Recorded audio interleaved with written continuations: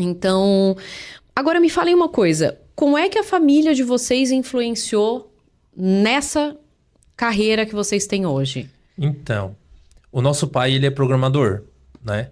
Voltando lá atrás, eu e ele não poderia nem encostar direito no computador do pai. Meu Deus, dava um problemaço.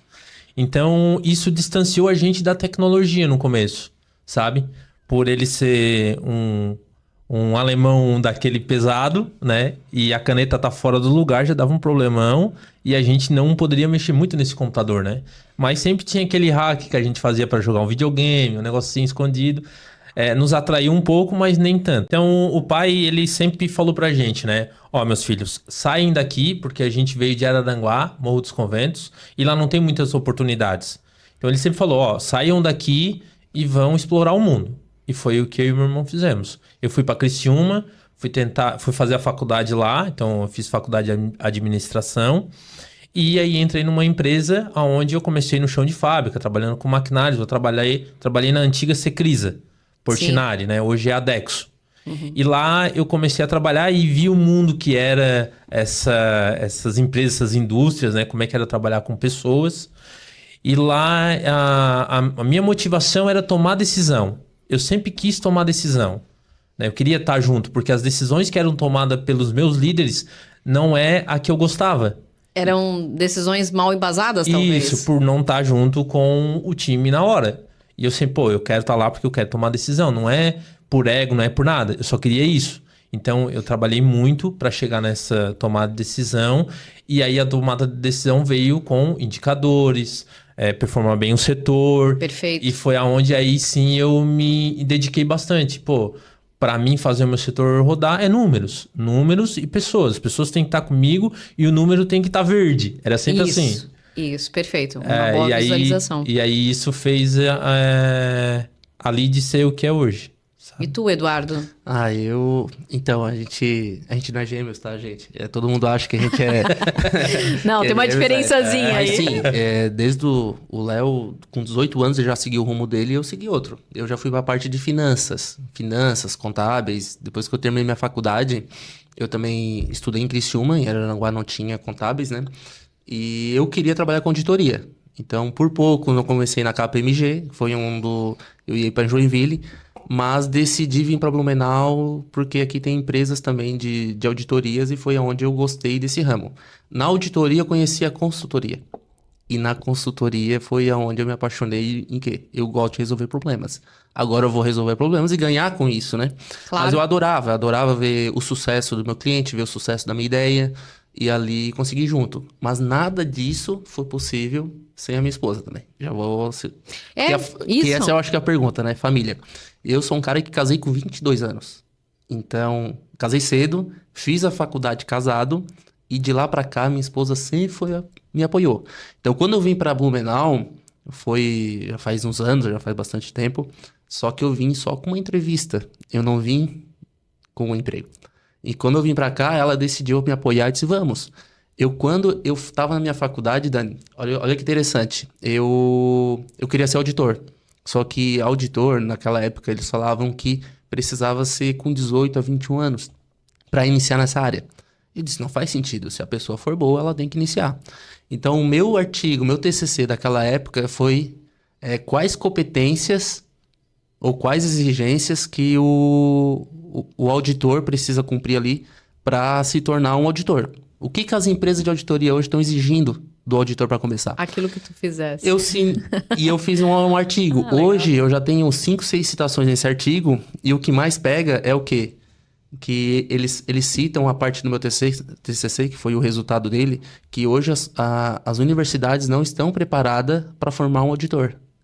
Que precisa melhorar a grade curricular, porque o auditor ele tem muito mais, ele precisa de muito mais competências de análise de dados e resolução de problema e de investigativo do que entender só as normas. Então, hoje eu tenho até um artigo publicado já falando sobre isso e eu iniciei a carreira dessa forma, só que a minha esposa foi Então, eu casei cedo, não me arrependo. Foi o teu arrimo. Eu acho que eu não teria... Hoje, a Lead não existia se não fosse a minha esposa e o sucesso do meu casamento. Então, Hoje nós temos um filho. Isso é...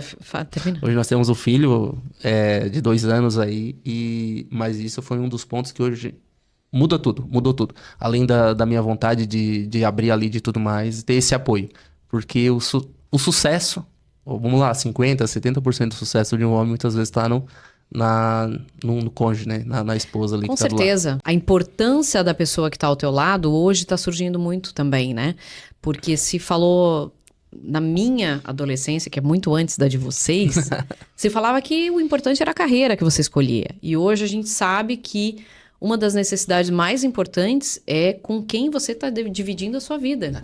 Porque essa pessoa pode te adiantar ou pode te atrasar muito, né? Então isso faz uma diferença astronômica. E vocês sabem que eu sou aqui a defensora das esposas, né? Ser empresário também é uma carga que muitas vezes é em casa que tu diminui. Então, os empresários aí... Eu sou um dos responsáveis por aliviar a carga do empresário. Então, se ele tá ali sobrecarregado, não sabe o que fazer com a empresa, a leading pode ajudar, mas em casa também tem que ser o lugar onde ele consiga aliviar e no outro dia matar outro leão, entendeu? Isso é fantástico. A casa é realmente a casa é onde tu vai se recuperar. O alicerce da gente, né? Aí, então... Me digam uma coisa, das coisas que vocês repassam para os empresários, que vocês já visualizaram, o que são, poderíamos dizer que são 3 ou 4 pontos mais importantes de ser analisado nessa estrutura do financeiro, ou que aparece mais visível, que é importante do empresário controlar? Eu tenho algumas empresas, né, nos procuram, e a ideia deles, além de implantar BI, é perguntar qual que é o que o mercado tá analisando. Qual é o principal indicador que o mercado tá pedindo para nós e tudo mais, né? E eu gosto sempre de falar, o básico, bem feito, já vai te fazer sair do nível e para outro, para depois escalar, que é o DRE, um DRE bem estruturado, gerencial mesmo, aquele onde você coloca ali o custo no lugar certo, despesa no lugar certo. Por quê? Para quem não conhece muito de DRE, o DRE começa com receita, tira tributos, você tem sua receita líquida. Depois vem os custos variáveis e você tem sua margem. Então, a margem é aquela que cada vez que você aumenta a sua receita, você aumenta o seu custo. Então, você sabe ali quantos % vai sobrar para você pagar a tua despesa. Perfeito. E depois vem as despesas e fora da empresa tem aqueles valores não operacionais, que EBITDA e tudo mais. Então, isso é o principal. Aquele empresário que quer iniciar com BI ou qualquer indicador, o DRE é o primeiro. Busque um DRE. O segundo é um fluxo de caixa. Isso, o BPO por nada já consegue trazer para ele, que é a conciliação, mas um fluxo de caixa gerencial, onde você analisa as entradas e saídas em 3 aspectos: operacional, investimento e imobilizado, ou investimento ou financiamento, né? Porque às vezes o operacional da empresa, ela vai bem. Por exemplo, eu tenho uma empresa de roupa. Então eu vendo roupas e compro matéria-prima para essa roupa. Às vezes vai bem. Mas por que a minha empresa está indo mal? Está lá no investimento mal feito e está lá no financiamento que eu estou me alavancando. As despesas financeiras, elas acarretam um percentual, às vezes, bastante significativo. E outro, Dani, que eu gosto de citar, além do DRE, que ele é muito por competência, e o fluxo, é o rentabilidade, que o Léo acabou falando ali. Hoje eu tenho um cliente que ele iniciou querendo fazer um DRE e eu disse, tá, mas a gente já identificou que aquela margem estava pequena dele. Porque, cara, você tá vendendo e tá sobrando 2% para pagar despesa, 3%. Então a gente foi para rentabilidade. Ele é um cliente de e-commerce hoje, ele começou também vendendo muito, sem estrutura, e aquela tela de rentabilidade hoje, o que acontece? Cada vez que ele vende no Mercado Livre, na Shopee, o BI já diz para ele numa TV ou na tela quantos reais e quantos % aquela venda deu. É tudo muito automatizado. E quando ele veio, ele tinha uma base, um preço ali, uma margem dele que ele não botou alguns custos. Isso também é bem interessante. Não só ter os indicadores, mas ter eles corretos. Então, nesse cliente, quando eu fui olhar a margem dele, 10%, 15%, que já é bastante no e-commerce por conta das tarifas, né? E eu disse, será que é isso mesmo? Ele esqueceu de botar o DIFAL, não botava o EDS, tinha 1% ali ou outro que não pegava. O ICMS, por exemplo, botei 12% para tudo. Então é onde... Acontece muito de os clientes chegarem pra gente e reclamarem de que o balanço da contabilidade não tá certo.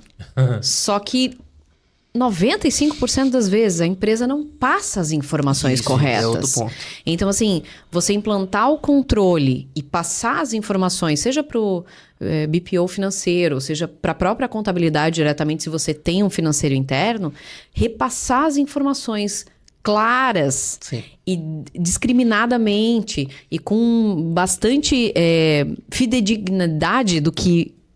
Desculpa, isso tá horrível.